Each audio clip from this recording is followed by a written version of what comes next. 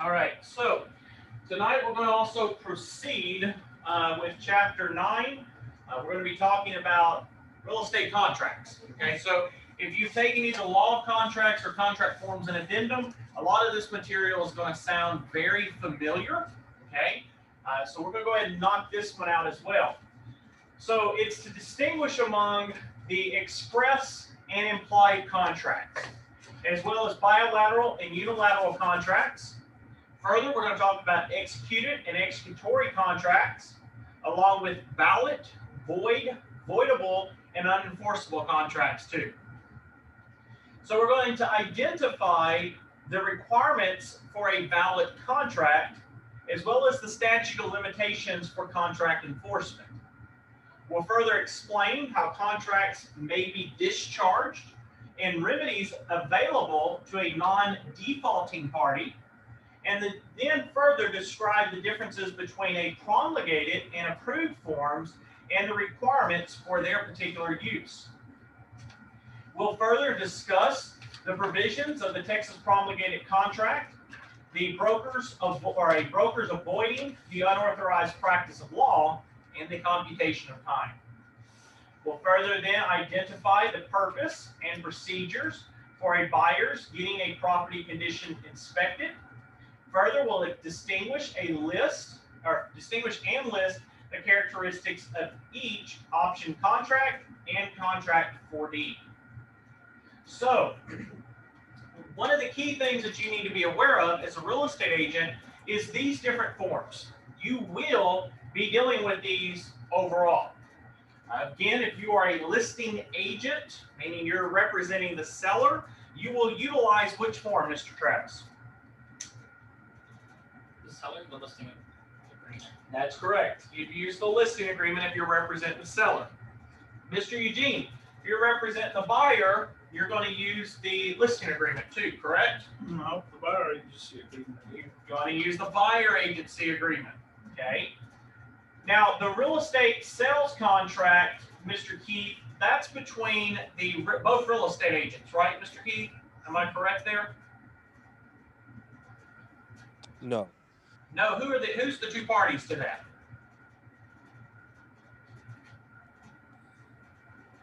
The two parties for that would be the agent and the broker.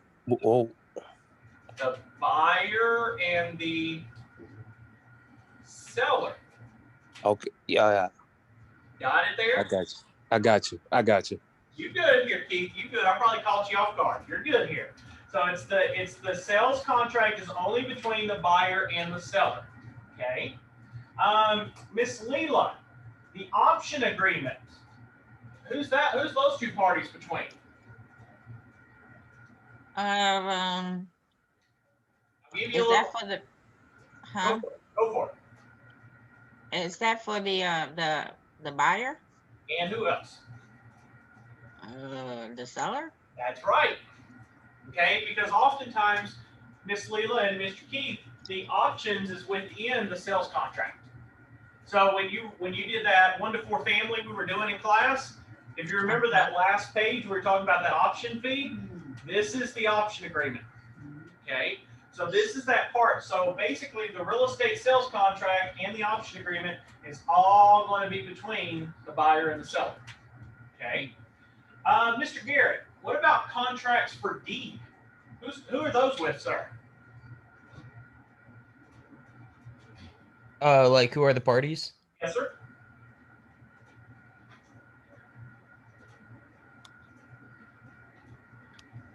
Would it be Follow along with Miss Leela and Mr. Keith.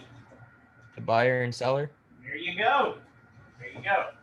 Contracts for deed is basically contracts where you're making payments. Once you fully pay it off, you get the deed. Okay. So All right.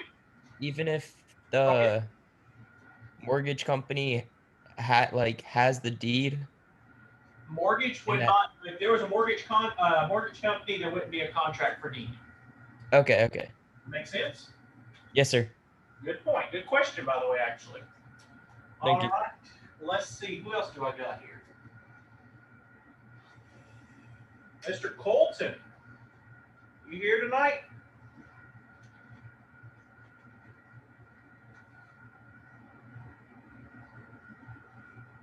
Let's see. We got a lot of people out tonight. Mr. Jacob. Now this is going to be an easy one for Mr. Jacob. Mr. Jacob, who are the two parties to a lease? That would be the tenant and the landlord. Got it. 100% there. Okay? That's an easy one for him. That's going to be the tenant and the landlord, not the buyer and the seller. Okay? And he used the right terminology there, because a lot of times they'll just say, you know, buyer and the owner. It's actually tenant and landlord. He used the right terminology. Great job there. Let's see. Escrow agreements. Who's that with, Mr. Eugene? Escrow agreements. The same thing, buyer and seller. The buyer and the seller. The escrow and the option all are within the sales contract. What are they trying to do here? Travis, what are they, you've done the test. What's the testing people trying to do? They're trying to trick you. They're trying to trick you. Let's have all these different terminologies and hopefully we'll get them. They like being sneaky. That's right. So in this particular situation is they're trying to throw these at you to scare you. But in reality, most of this, majority of this is between who? The buyer and the seller. Okay? Not between brokers, not between, it's all between buyer and seller. Okay? The only time that the broker is involved is if there's listing or buyer reps. Have I at any point ever said sales agent? No, I've never said sales agent at all. Why? Because in this particular situation, who is all contractual agreements with? It's either the principal and their agent. Can you or anybody else be an agent of a principal if you're a sales agent? No. You can't. Right now, Travis, could you get a contract with Mr. Eugene to sell his house and put your name as the broker? No. So in that situation, when y'all write contracts, when my agents write contracts, who are you writing them in the name of? Of me. Well, yeah, technically of the company, Nobles Realty Group, not myself, but of the company. Okay. So in that particular situation is you yourself can never write as a sales agent a contract for a listing agreement or a buyer rep. Okay. So really the only three parties that would be involved is either going to be majority of them, buyer and seller. And on rare occasions, the broker and either the seller or the broker and the buyer. But if you notice, it's never the broker, buyer, and seller. Okay? The only time that would occur is if it's what type of relationship? Say intermediary. Okay? The only time that would occur.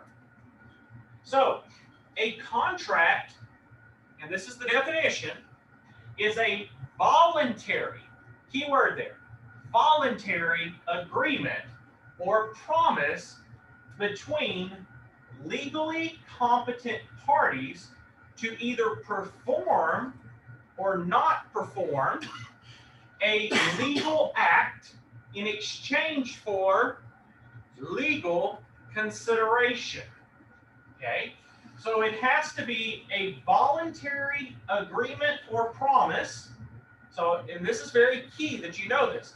When you're taking your test, these are called elements. That's why they broke them down like this little checklist here. Every one of these have to be checked off for it to be a valid contract. If one of those are missing, do you have a valid contract? No. Okay. So all of those have to be checked for you to say that I have a valid contract. Okay. Now, like we stated before, there are two types of contracts. Okay. There is express and then there is implied. Right? Express basically is like this. Mr. Eugene, I would like to purchase your house for $500,000 and I would like to move in 30 days. Okay? In that situation, what have I done? Express. Have I created a valid real estate contract? We expressed. But I'm saying, have I created a valid real estate contract? Why are you saying no? Well, I guess so, yeah. You should have stayed with your first I should answer. have said no. It's no, because it's a violation of what? Statute of frauds. Remember, it has to be in writing. If I verbally say to you that I want to buy your house for $500,000, okay, that's great. Yes, Mr. Eugene, it is an expressed contract because it's oral, but under Texas law, what does it say? It's got to be in writing. Okay, you got to be very careful here. No. Okay, so it has to be in writing. Okay, so expressed is that parties state their terms and show their intentions in words. So it can be either written or oral, right? However, the law also can trump this. So while, yes, Mr. Eugene, you did have an express contract, guess what I'm going to come back and say? Well, Your Honor, I just said that. I didn't put it in writing, and the law says it has to be in writing. So at that point, who wins, Stephen? Me. I get out of it. He can't force me to buy the property because I didn't put it in writing. Okay. Now, another way that you can have a contract is through the agreements of parties that are demonstrated by their acts or conduct. This is where you run into where you're having this big part right here is more focused on what type of relationship. What are we talking about back here? What type of relationship? Agency relationship. Okay? Because of the fact of the matter is the listing and the buyer agreement here, all right, this allows me to represent somebody. Do we always, Travis, in every single situation, do we always get a buyer representation? Why do you say no? Because clients do what? They what? Leave. They leave or they refuse. Yeah. They simply refuse. They don't want to be locked into you. But if you start showing properties, you're doing what? What's that word right there? You're implying. So if I go out and I start showing Miss Leela properties and she refused to sign a buyer rec with me, and I keep showing her properties, what is it eventually going to be implied? I'm her agent. Okay?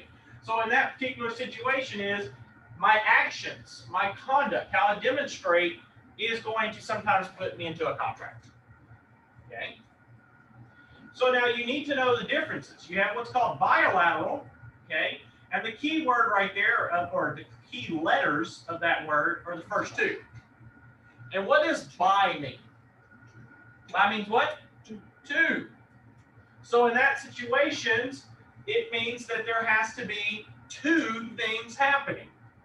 So both parties make promises. So there's two people making promises, one in exchange for another. Okay? So most real estate contracts are what? Bilateral. So could I have a contract, say Aiden lives next door to me, and every night Aiden's throwing a party. Every night. Travis comes over and they're just jamming, music's high as possible. They're just making all this noise, and I can't sleep. Okay? Can I walk over to Aiden? Mr. Eugene, can I do this? Can I go over to Aiden and say, hey, Aiden, I'll give you $1,000 if you promise never to throw another party for the remainder of your time here? Can I do that? You can do whatever you want. Can I stop you? The question comes in, can I stop you from having fun in your property? Yes, I can. Yes, I can. Come back here. What's this say right here? Legally competent parties to perform or, what's this word? Not perform.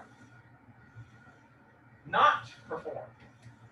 So I can, Mr. Aiden, you have a right to throw parties and enjoy yourself. But I can do what? I can walk up and say, I will give you $1,000 if you don't ever throw any more parties here. Ever. That's, well, right. But I'm saying it is an offer. Yes. And if he accepts it, he is voluntarily accepting to not continue to perform or to have parties. Okay. And am I giving him is it a legal act in exchange? Yes, it's a legal act. And am I giving him something of value? Yeah, I'm giving him money.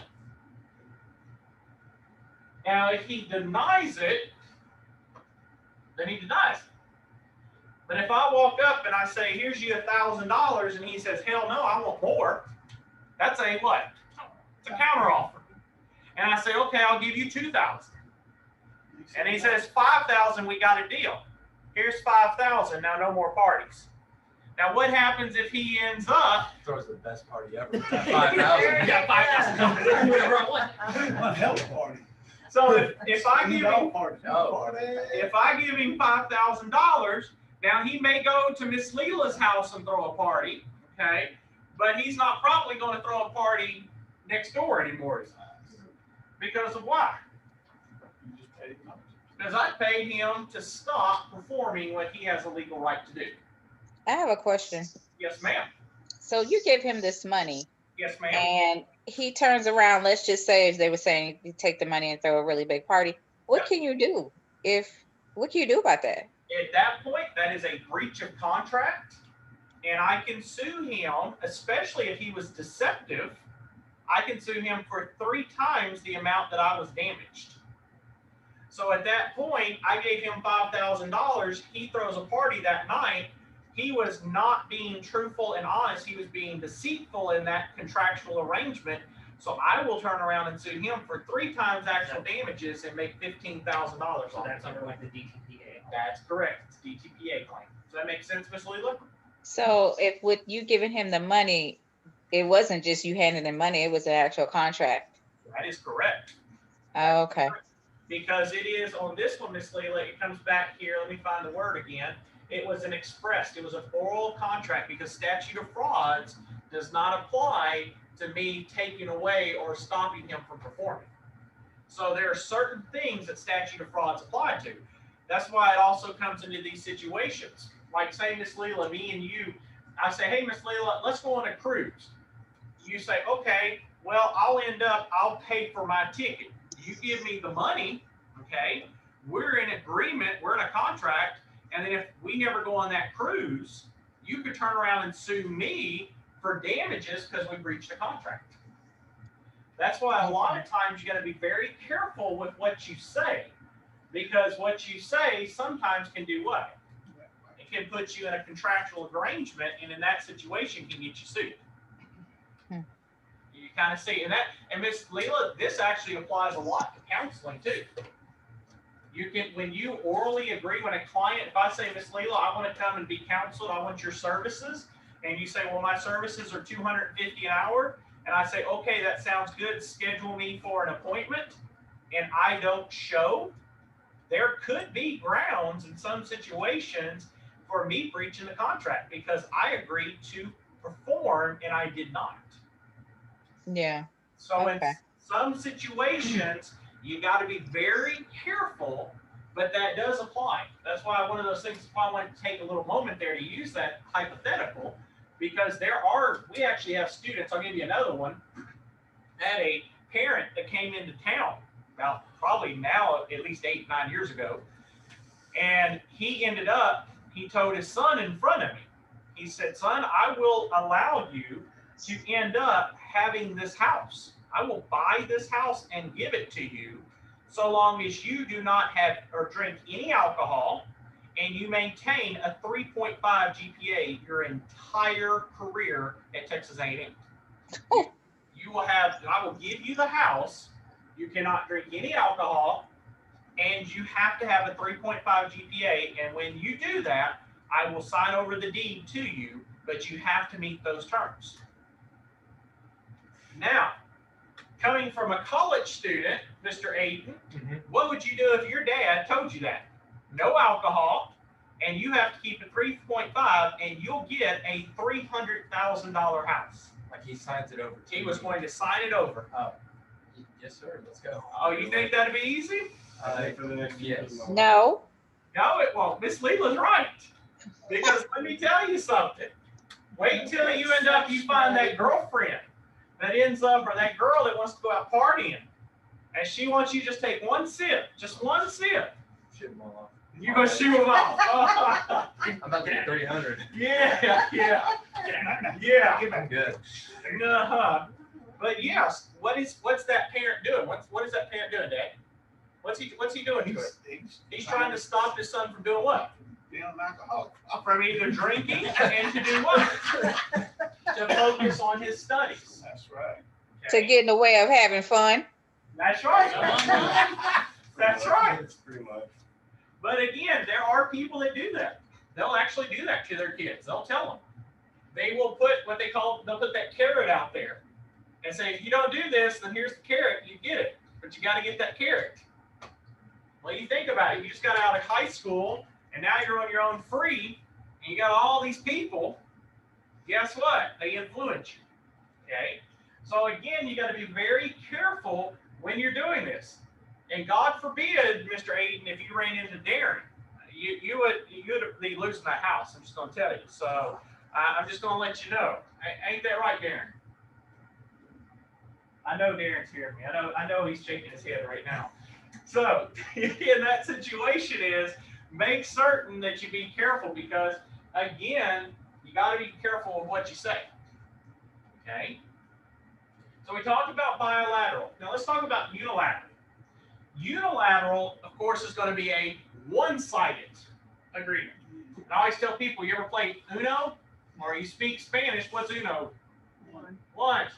Okay?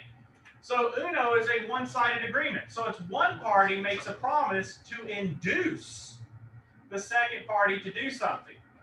So I may say, you know what?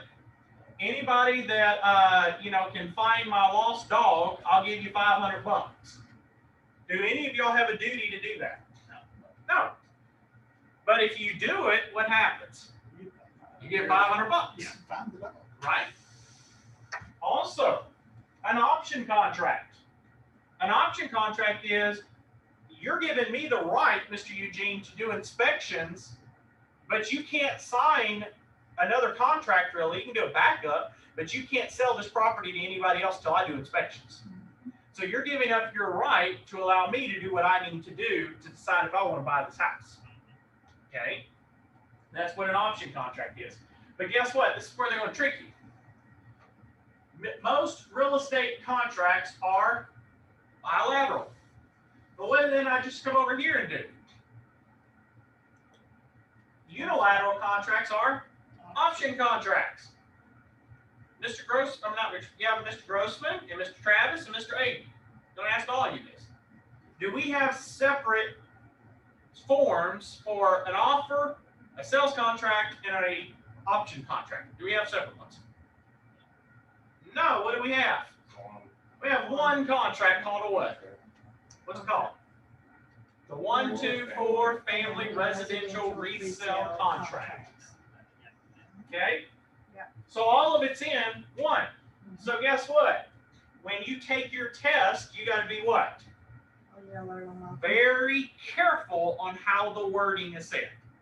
Because otherwise, if they're talking about the real estate contract, they're talking about bilateral. But if they're talking about the option contract within the sales contract, it's what? It's unilateral. Okay? Got to be careful there. And isn't it the bilateral contract is what you use most of all anyway? The bilateral is what majority is, yes. Okay. Now, what about executory?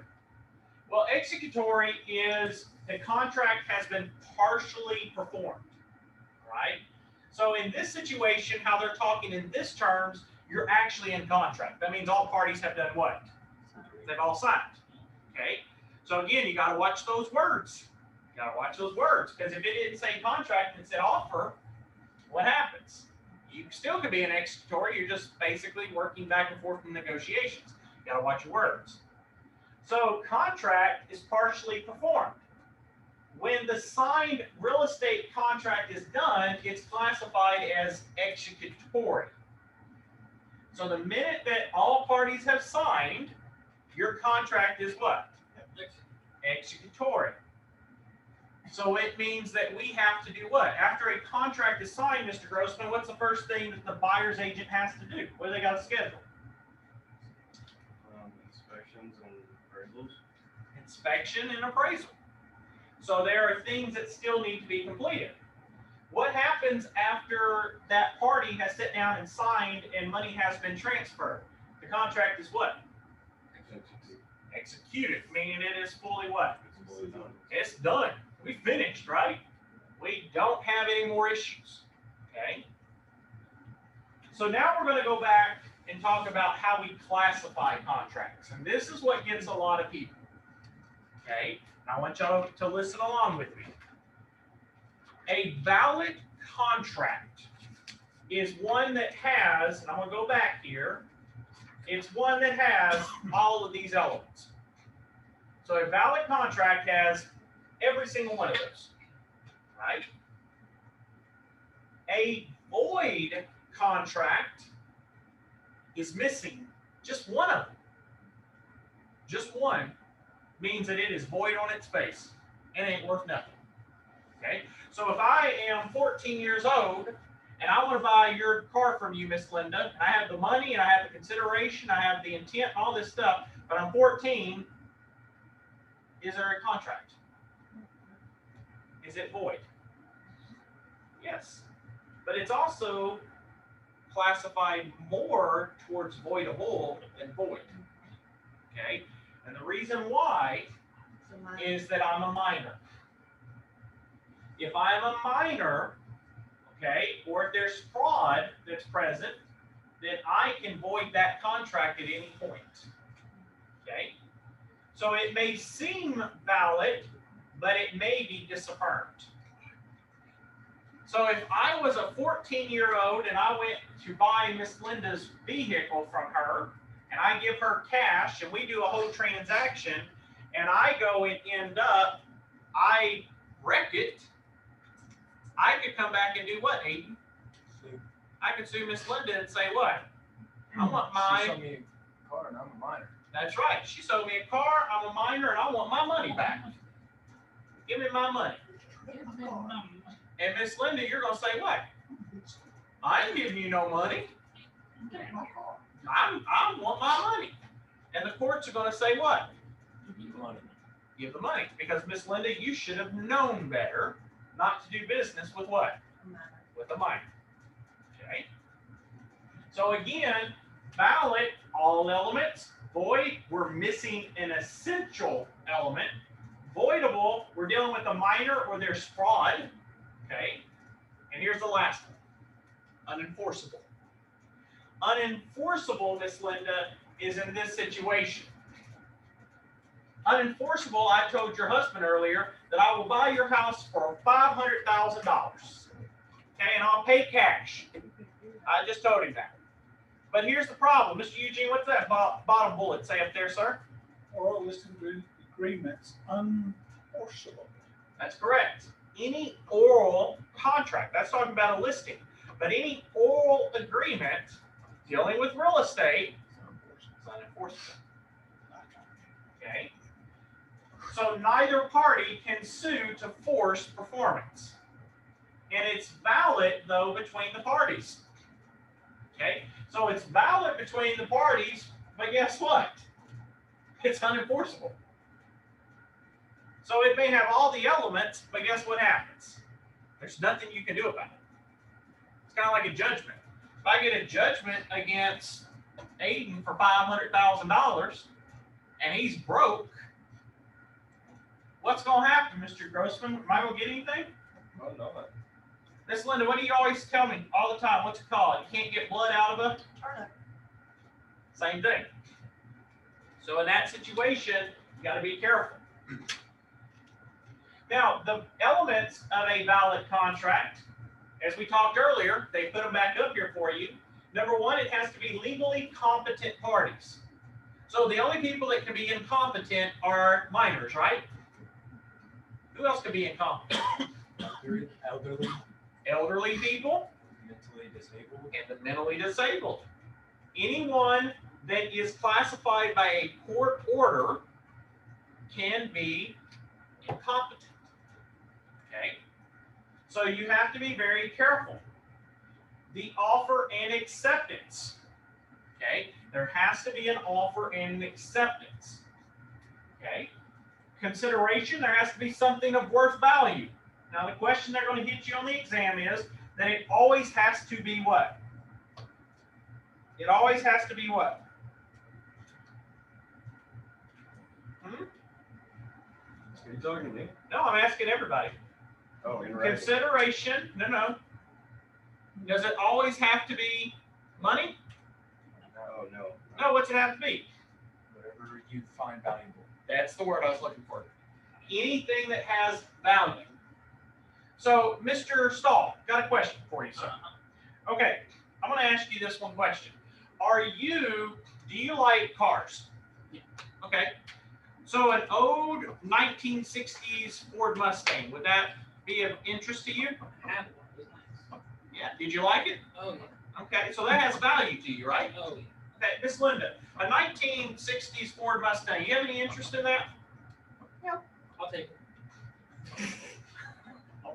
You don't want it, I'll take it. I want it. See? Here's the difference here. Okay? In that particular situation, what happens? We're already seeing that to one person, it's a big thing.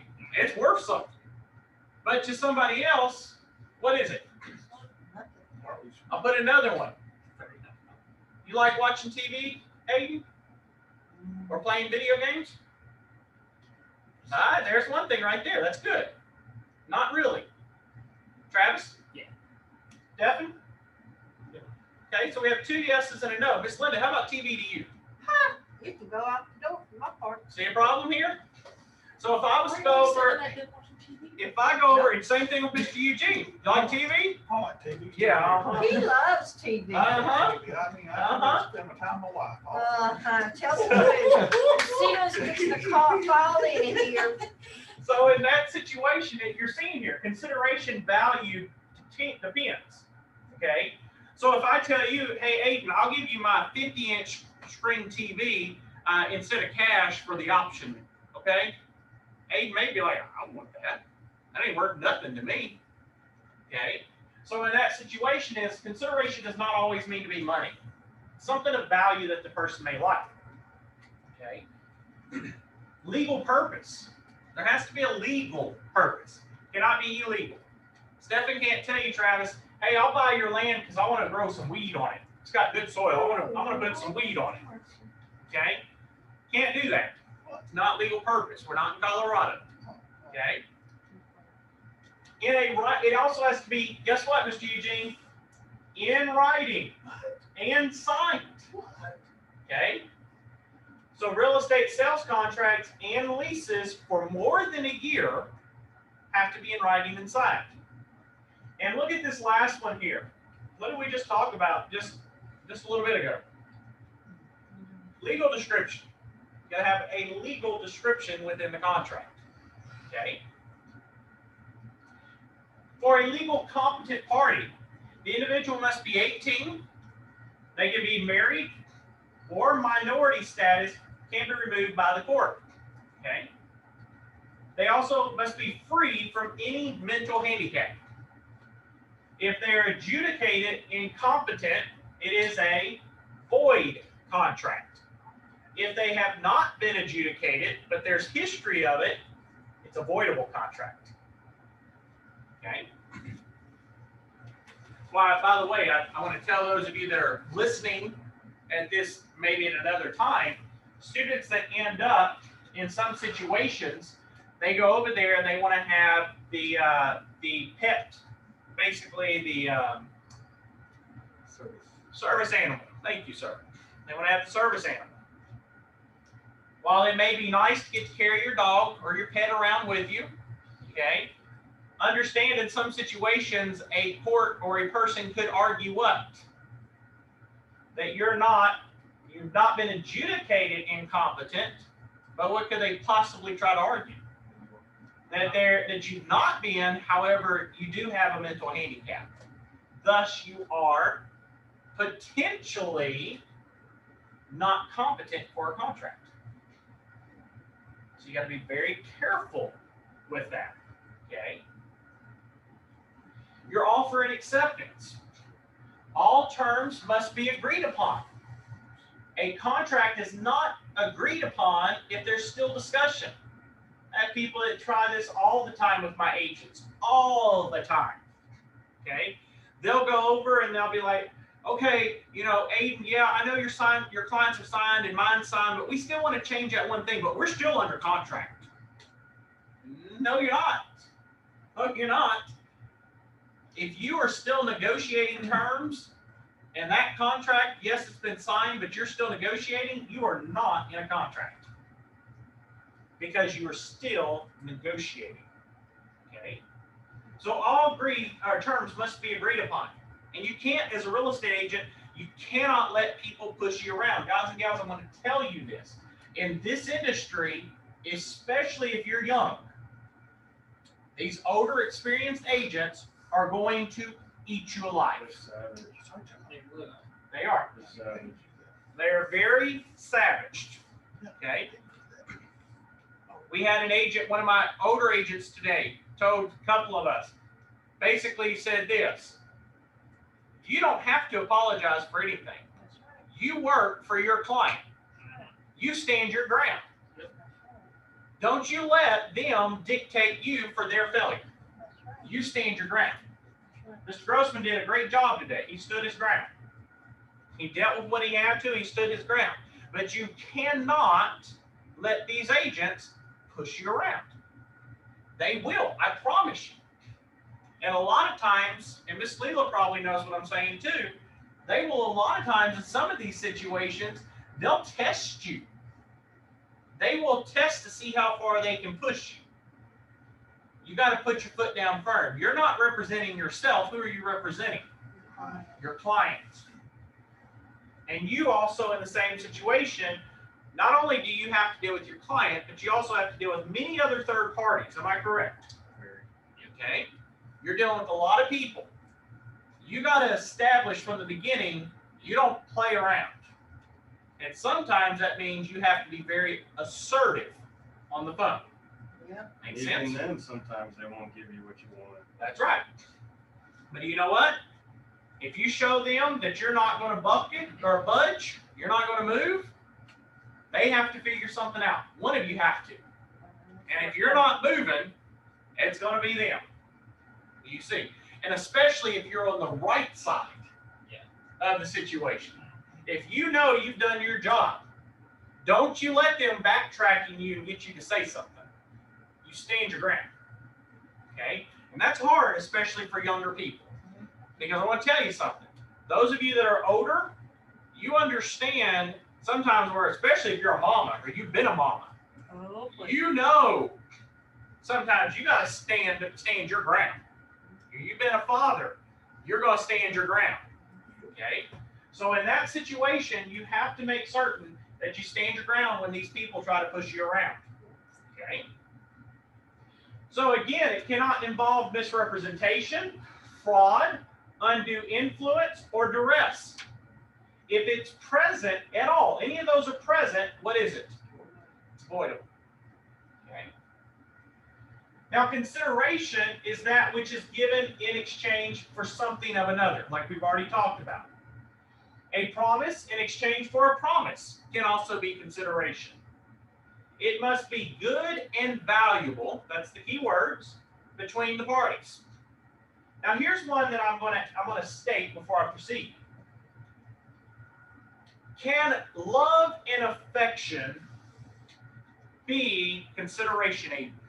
Yes, Why? because if both parties deem it good and valuable, then So you're telling me Mr. Eugene could sell to Miss Linda something and never change money whatsoever? correct. Is that true, Miss Linda? Mr. Eugene, can you do that? Why? Because of what? There's love and affection. You care about that person, so you give to that person. Could you imagine if, Travis, every time you and Elizabeth wanted to exchange or transfer money, you had to do a full-blown contract? Could y'all imagine that? Miss Linda, every time you wanted to give your husband something, you had to write out a full-blown contract and y'all both have to sign it. I don't think that's what. That'd be a mess, wouldn't it? Yeah. Okay. So again, in that situation is good and valuable is determined by who? The parties. The parties. Okay. Usually a buyer promises money in exchange, of course, for a seller's promising of a deed. Okay. And again, you have to have legal purpose. We also talked about it must be in writing and signed. And that comes down to the statute of frauds. Okay, so to prevent fraudulent proof of fictitious oral contracts, because it's easy to deal with he said, she said. Right, Miss Linda? Yeah. Miss Linda, Travis told me that he was selling me his $500,000 house for $1. No. Travis is like, who the heck are you? You remember me, Travis? We sat at the bar the other day, and you said you were gonna give me your house for $1. Yeah, see, what are you talking about? I wasn't there. No, he was. Aiden, you saw it, right, Aiden? And then all I do, I will fight you. and then I don't remember what I saw. We're all delirious. So in that situation, what happens? You turn into this particular situation that it can become a mess very quickly. Okay, so it prevents fraudulent proof of fictitious real estate. Because what could I have really done? I could have had a whole conspiracy. All right, Aiden, I'm gonna give you $1,000 just to tell Miss Linda that Travis said this. And hey, Stephen, here's you $1,000, and you're also gonna say that Travis said that, okay? Now we're gonna go over to Miss Linda, we're gonna sue Travis to get his house. Well, what happens here? I just ended up, I got 3 people against Travis, and I didn't even talk to Travis. He don't even know who the heck I am. And here I am trying to take his stuff. And if Miss Linda, if 3 people come to you and tell you that, hey, Travis said this, what are you going to assume? We'll take those 3 words. You're going to take those 3 people. See? I was delirious. What can I say at the time? So in that situation, it's got to be in writing. It cannot be oral. Okay? Again, it needs signature of all parties that's going to be involved in it. And both spouses if the homestead or community property. In Texas, you normally have to, if the property is held by a husband or a wife, most of the time you have to have both spouses present to sign off. Okay? Not all the time, but most of the time. Can I ask a question on that? Yes, ma'am. What if, is it both spouses if homestead? So more likely what I'm thinking in my mind is the homestead, the title is in both of their names. What happens if one of them deceased? Do you have to get that title changed where that other spouse's name is off of there, where it will reflect that it's just the wife or the husband alive? Say that one more time. In other words, if there was a homestead, husband and wife, Yes. okay, both names are on the title. Yes. God forbid one of them passes away, Yes. do you have to go ahead and have that, the title changed over reflecting that the other spouse is dead and it's only that one spouse living, or how does? So you would have to do a probate in that situation, and the probate would then amend any of that paperwork if there's a death. Because strange things coming across this, I was just wondering. Yes, there's a lot of different things that can occur, and there's been times where I've been in a transaction and one of the parties died. Oh, that's lovely.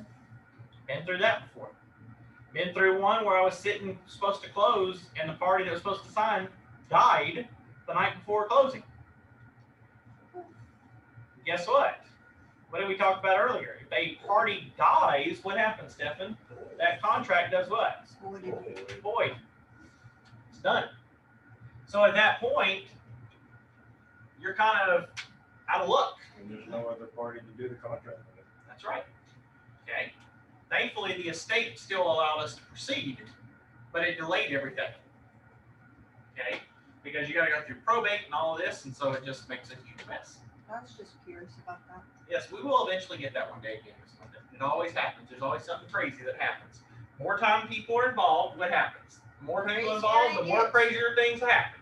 We got enough craziness right now. We may need to just keep Leela on staff, and so she can counsel 24/7. That's what we might need to do. She'd be down for that. So in that situation, you got to make certain by all means that you're prepared for anything. Okay. If the sellers are co-owners, then guess what? Each person must sign. Anybody that has ownership has to sign. If the agent may sign with power of attorney. However, you need to, number one, talk to your broker and ask your broker, do they even allow this? Okay, because the fact of the matter is that liability with a real estate agent signing on behalf of their client is super high. Okay, and a lot of times the insurance companies will not allow it. The broker, I know mine personally, will not allow my agents nor myself to sign on behalf of the client. Okay, and if I do, I'm taking 100% liability on myself. Okay, so you do not ever want to do that, but it is allowed. Okay. Now, another thing on here is what we call the UETA. Now, those of you that do not like computers, you probably hate this act. Okay. Those of you that love computers, you are so thankful for this act. Okay. The UETA allows and it permits electronic records and electronic signatures. Meaning there's no longer do I have to go chase down my clients to get them to sign. Okay? No longer do I have to chase them down and get them to sign. I can send them an email, they can click on it, and it comes back to me and I can forward it. I don't have to physically have a signature. Okay? So even if a law requires an original on paper, in writing, signed, witness, or acknowledged, guess what? It still allows me to permit for electronic signature. But the key here is only if the parties agree. Both parties have to agree. Now, a county clerk may receive electronic records and may record electronically. A lot of courthouses, judges are now allowing for you to actually file stuff electronically. You don't have to physically go in and file anymore, which was, I used to be a runner for a law firm, and I wish that was happening back in my day because I used to have to run to the courthouse at least 10 times a day to go file something. Okay, not fun. I remember like last year when I got a speeding ticket, I did everything online. Like I, instead of having to go in and sit down and have them like talk about Everything. you have to take this and do this or whatever, I just called them. Yep. And then when I was done, instead of going in with like my defensive driving form and all that stuff, I just emailed it and That was it. and they just were like, cool, you're good. Yep. That's basically it. So. And it allows a lot of things in a lot of courts, especially in Houston, Austin, Dallas, all the bigger cities. That's what they're doing. There's so many people, they have to be more efficient. So that's a positive. And sometimes people, we travel a lot more. So you get a speeding ticket in Dallas while you're coming back home to Houston or College Station. You don't want to have to drive back up to Dallas to redo it. Okay, you got to end up, you can do it virtually. Again, if a non-original paper document, which is faxed, emailed, or copied, is presented for recording, it has to contain or be attached to as an exhibit to a document that contains the original signatures and it's acknowledged or sworn before a notary. So if I'm sending an email and I want it to go into public record, I have to have a notary put an acknowledgement stating that this is a true document. Okay. Now, of course, the next one was legal description. It must be in real estate sales contracts. The property must be identifiable with reasonable certainty, and the street address is not sufficient legal address. Okay, it's included in contracts as reference only. Okay, but ultimately, it's the legal description has to be provided. Now, in regards to contracts performance, okay, we have to have a reasonable time. And it has to end up, it doesn't have to be specific, but we have to have a reasonable time frame. Okay. Now, time is of the essence. If you see that in a contract, it's within the time limit that's specified. Okay. And again, that's oftentimes in the termination option. Now, the Four Corners Doctrine, this is very key, is the intent of the parties of the four corners of the documents. So guess what that means? They only are going to look at the paper. If you're going to orally try to submit something, guess what they're going to say? It's not on this paper, we're not going to allow it. And that goes into the Perot evidence rule, where it says it prohibits the use of extrinsic evidence that contradicts the contract. So whatever the contract says, that's the contract. Okay? Now, an assignment is the substitution of the parties, and it transfers the rights and or duties. The original obligor remains secondarily liable unless released. So in this particular situation is, I may assign, for example, my interest in the contract to you, Aiden, but I may still be liable if you don't fulfill your performance. Okay? Now, it may not be assigned if personal quality or the unique ability of a party is required, such as a listing contract. I cannot assign a contract out that I have to list. If I tell a seller that I'm going to list the property, I cannot then subsequently send it over to Aiden when they hired me. Does that make sense? Okay, you got to be careful with that.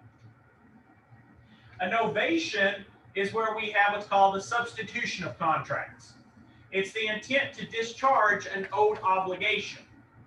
And it must be supported by consideration and include essential elements of a contract. Basically, novation means we've discharged ourselves. We're no longer liable for it. To discharge a contract, number one, complete performance is our very first one. We can discharge by fulfilling our duties. So we filled all of the terms, carried them out, we've done our job. Another one is breach. A breach of contract is where one party defaults. Now you can sue for specific performance and or seek other relief, such as arbitration, mediation, injunction, or sue for compensatory damages. Okay? Or you can terminate the contract, get the earnest money as liquidated damages, and by doing this, it releases both parties, but guess what? There's no other remedy that can be sought. Okay? Now, there of course is partial performance that can occur. There can be substantial performance.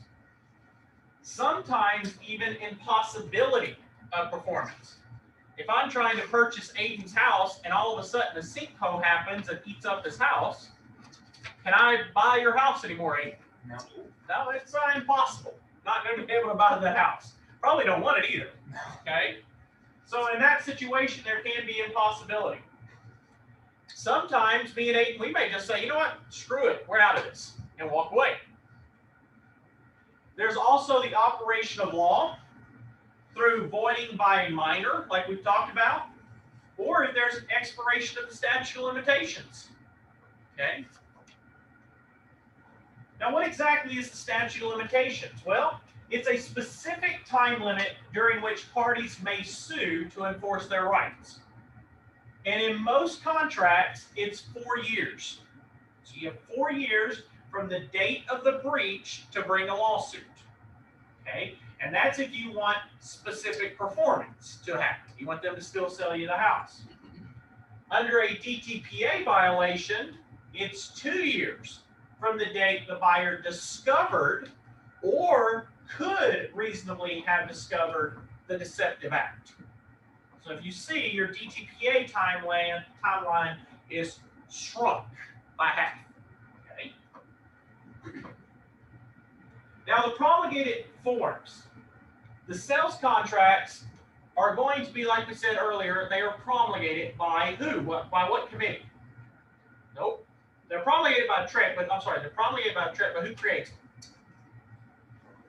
The Broker Lawyer Committee. Okay, you're right, Ms. Linda. They are promulgated by TREC, but the Broker Lawyer Committee drafts them. That's what I was trying to get to. Okay. Now, they may fill in forms and add factual statements or business details. You as an agent And I, as a broker, can fill in forms and put in business details and factual statements.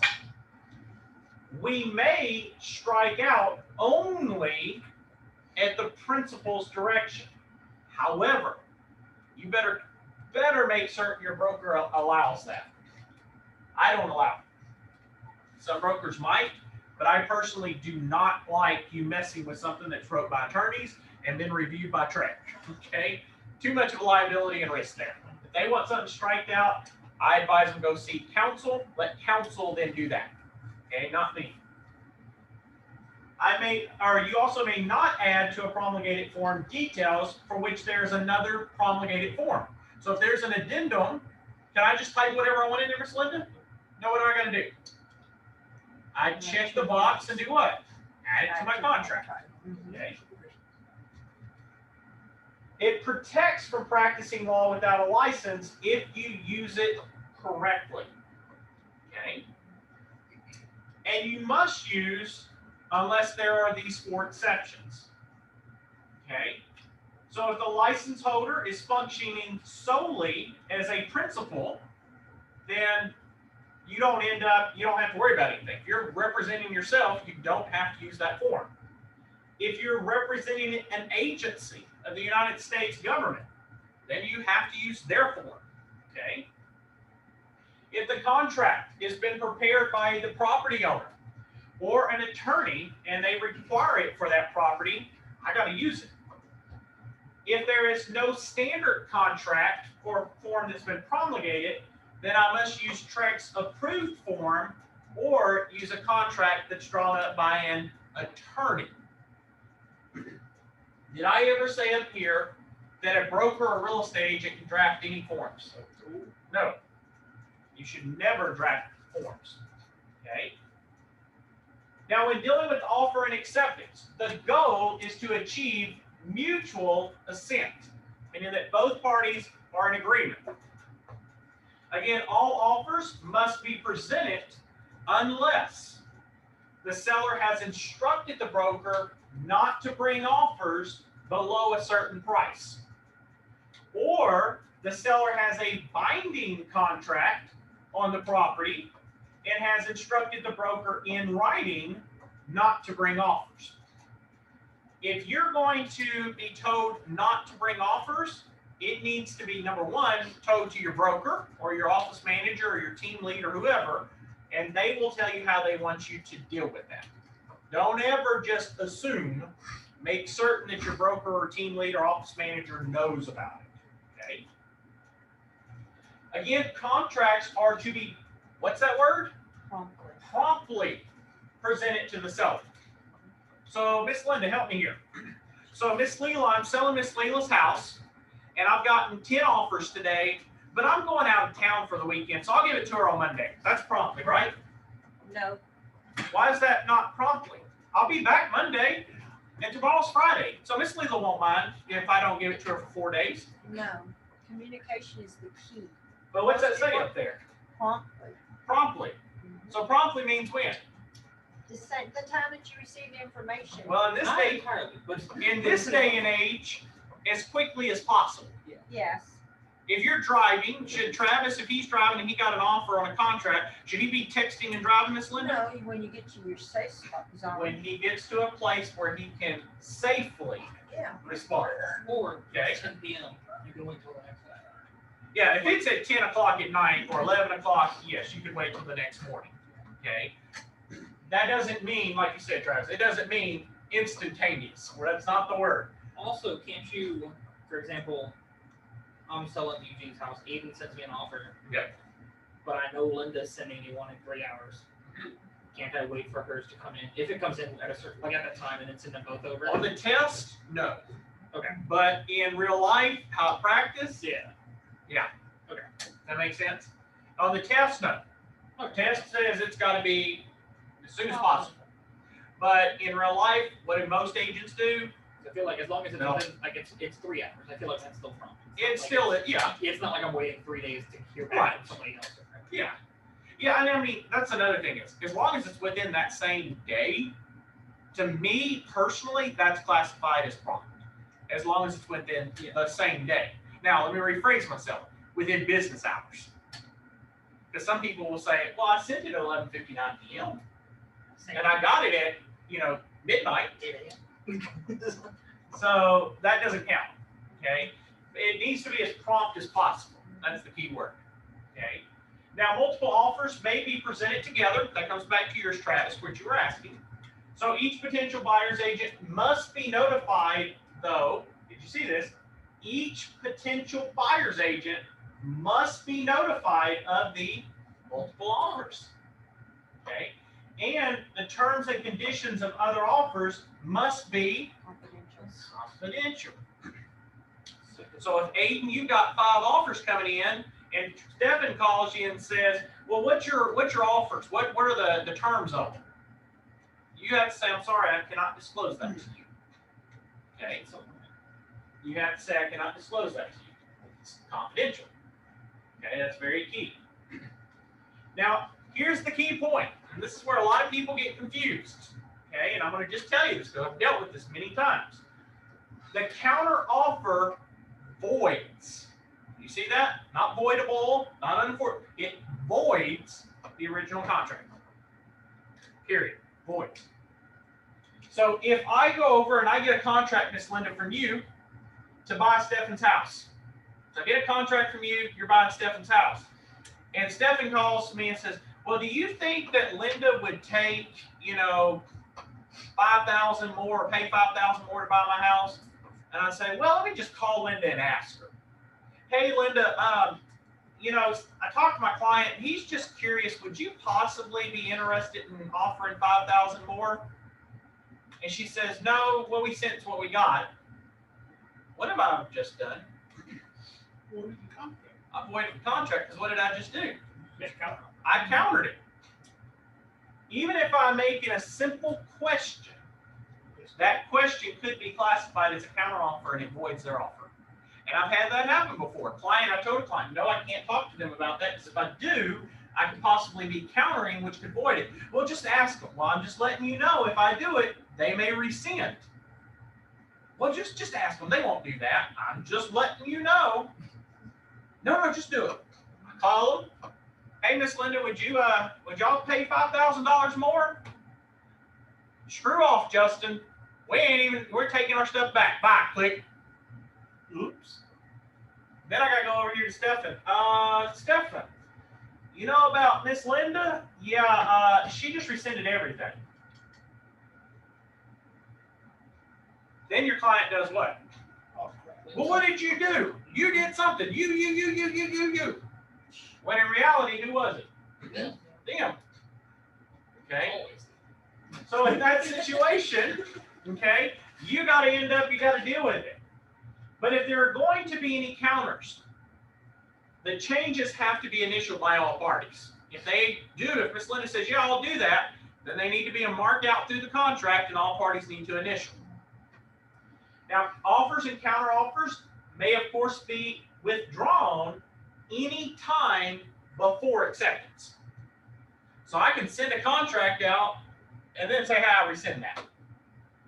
But I have to do it before what? Before it's accepted. That can get really confusing. It can get very confusing. If an offer is not accepted until the person making the offer has been notified. So again, Mr. Eugene, if I send you a contract on your house for $500,000 in writing, and you sign it and you put it on your table there, are we under contract? Nope. Why not? Hey, you ain't got it yet. I still have it sitting here. You still have it sitting there. How do I know you've accepted it? I don't. So really when the offer is accepted, it's not when the last party signs, it's when I've been notified. It's when that party has been notified. And notification, here's the good thing, may be orally. So Mr. Eugene could call me and say, what? I accept your offer, I'll be sending over the paperwork. We're under contract. Okay? Now, notification of acceptance must be delivered to the agent or to the buyer in a sub-agency transaction. If there's a buyer's agent in a buyer agency transaction or the selling agent. Okay? So that means, let me ask you this, they're going to trick you on this test too. Aiden is representing Miss Linda. Okay, so you are representing Miss Linda as a buyer's agent. You put a contract, you give it to me. I get the contract, I give it to Stefan. Stefan agrees to it, signs off on it. I go over and I call you and I say, hey, Aiden, my client accepts your client's offer. Okay? But Miss Linda sent you an email 10 minutes after you sent me the contract saying she withdrew her offer. What happens? This is very key here. So all agents, Stefan and Travis, you'll need to listen to this. You sent me an offer. I have given it to Stefan. Stefan has signed. I have called you and said Stefan has signed. I will get it to you here shortly.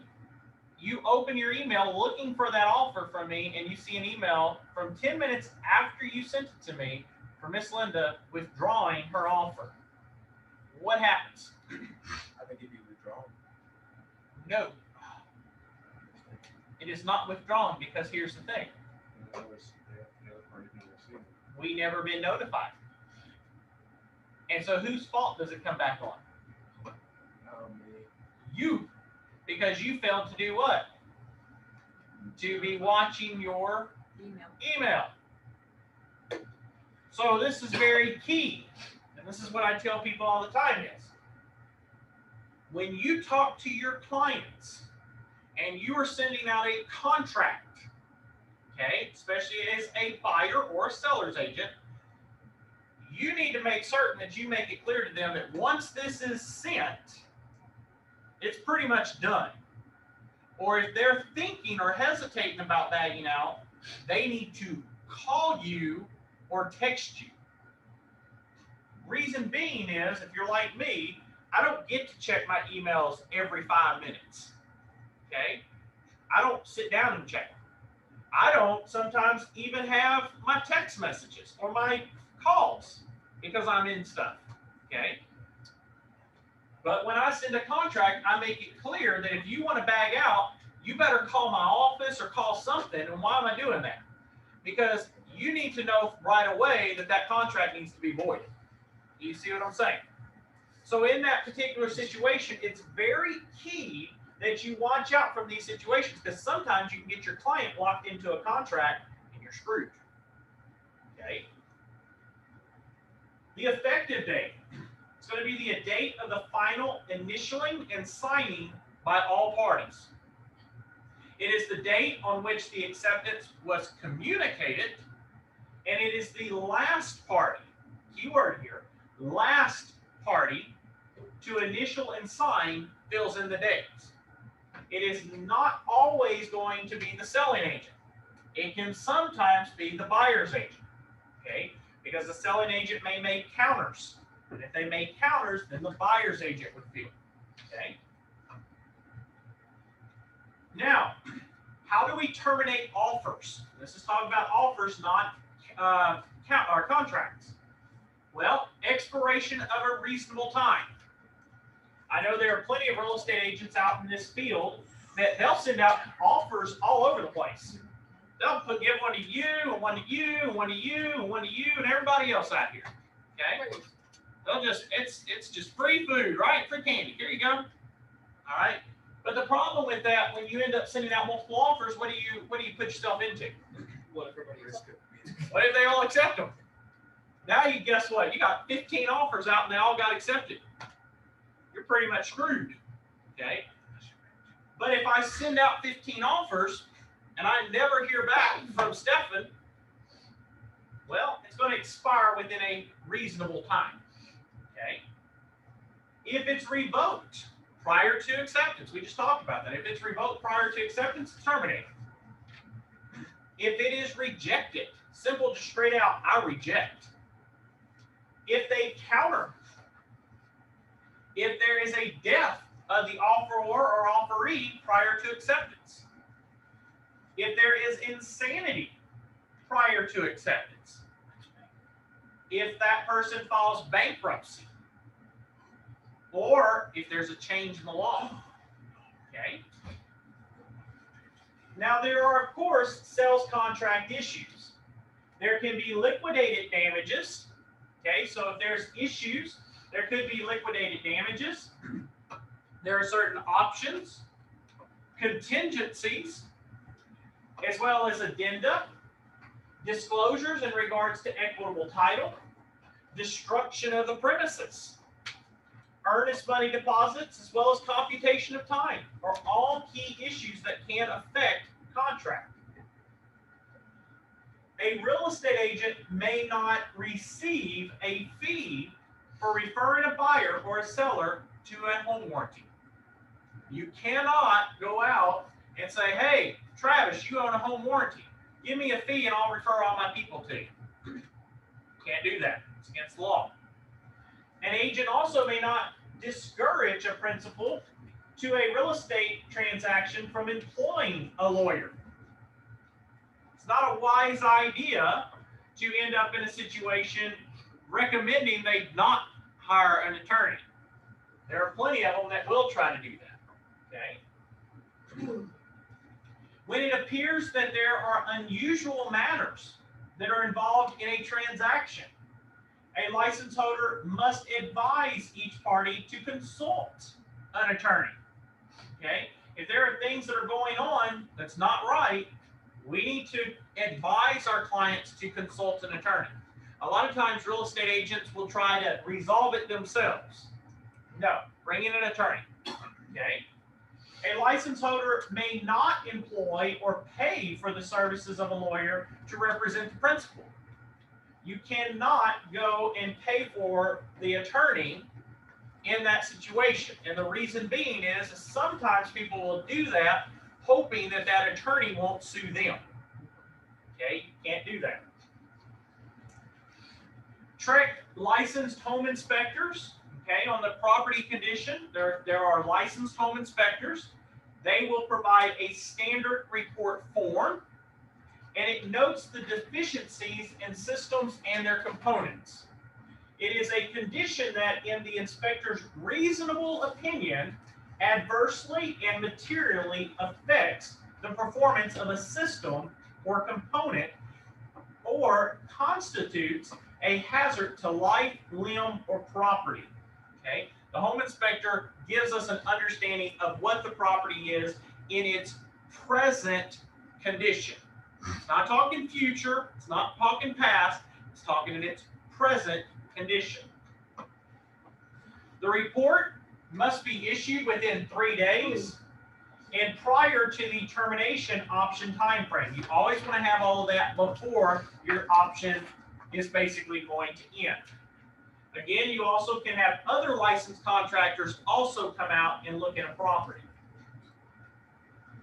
The buyer does have the option, if deficiencies are reported, to number one, terminate under the termination option, obtain further evaluations, request the seller to take or to make all or some repairs at the seller's expense, make the repairs himself or herself, or live with the reported deficiencies. Again, you can also have residential service contracts, which is a home warranty, to help mitigate some of these situations. Again, what if there is a dispute within the contract? Well, in the contract itself, it states that the parties can go to alternative dispute resolution, which is mediation. Okay? And the key about mediation is mediation helps you get the parties to the table to try to remedy the issue before they actually go to court. Okay? Now, I can tell you, out of all the ones I've ever dealt with, 99% of the time, we don't ever go to mediation. It goes straight to litigation. Okay? Just because one of the parties does not want to sit down and talk to the other. They just don't want to see each other. So they will go and hire an attorney to fight it out. Okay? Also, construction of new homes or remodeling. It does have the Residential Construction Liability Act. This is where builders and remodelers may repair poor construction before litigation. That's an option. Contractors may inspect the property. Within 45 days of notice, the builder may offer money, repair, or cure the matter. And if the homeowner unreasonably rejects the offer, then the damages are going to be limited. Sometimes you'll actually have that. The builder will go in, they'll build a house, and the homeowner is expecting a brand new house. Tear this one down and put a new one up. It doesn't work like that. Okay? It ends up in the situation the homeowner, if they are going to be unreasonable in their request, their damages are going to be limited. Okay? In an options agreement, again, this is the right to purchase by a specified date under the set terms and conditions. The optionee must pay money for the option right. The option money will be forfeited if the purchase is not completed. Okay? And the owner must sell if the optionee chooses to buy, and that creates a unilateral contract. Now, the termination option in a TREC sales contract states that a buyer may create an option contract. There is unrestricted right to terminate within that stated period of time, and the buyer has to pay an option fee. It may be credited to purchase, and it's non-refundable if the contract is terminated. If the client decides after they do inspections, this ain't for me, I'm out of here, they lose their earnest or their option money, not their earnest money. So they lose their option money, but they do get their earnest money back. In an option further, in a contract for deed, this is an installment contract. It is governed by the Texas Property Code subchapter D, and its highly technical procedures and disclosures. The buyer will get possession and title transfers once the conditions have been met. The equitable title will be prior to the actual title, and the purchaser may elect to convert into recorded title if they wish. There, however, is no TREC form for contract for deeds. So that means what, Mr. Eugene? If there's no TREC form for contract for deeds, it means what? No contract. Huh? No contract? Nope. It means do you draft it? Nope. Do I draft it? Nope. Who drafts it? Lawyer. A lawyer, an attorney should be the one that drafts the form. If there is never a TREC form, you hire an attorney.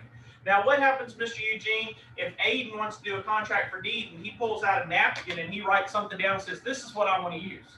You can't, you have to, it's his. You have to use it because Aiden stated it. Now, does that mean Miss Linda has to agree to that form? No, Miss Linda can do what? Nope, I ain't using that. Okay, you probably shouldn't. Okay, you never know, but there are people that do write deals on napkins. Okay.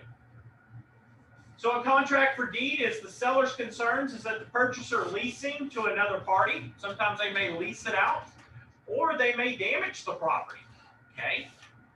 In the buyer's concern, the seller may not make payments on a prior loan. Okay. There may be a death of the seller, which may leave them in limbo.